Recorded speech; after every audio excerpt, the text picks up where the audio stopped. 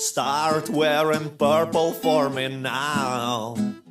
All your sanity and wits, they will all vanish, I promise.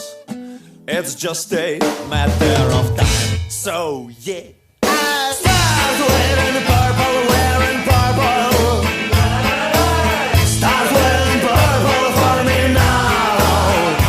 All your sanity and wits, they will all vanish, I promise. It's just a matter of time. I know you see. Ondan sonra her şey zaten sürpriz oldu. Kendimi çok şanslı saydığım bir şey vardı.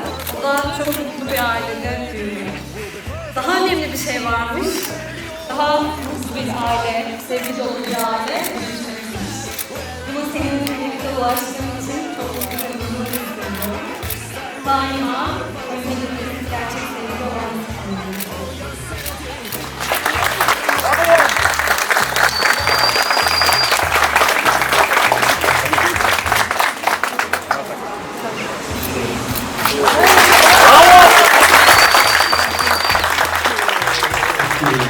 temenni ediyorum. Buradaki kanalın ilgili maddelerince kıymetli konuklarımız saygılar, şarkılarımız huzurunda sizi bu ömür boyu eş olarak ilerliyor mutluluklar diliyorum.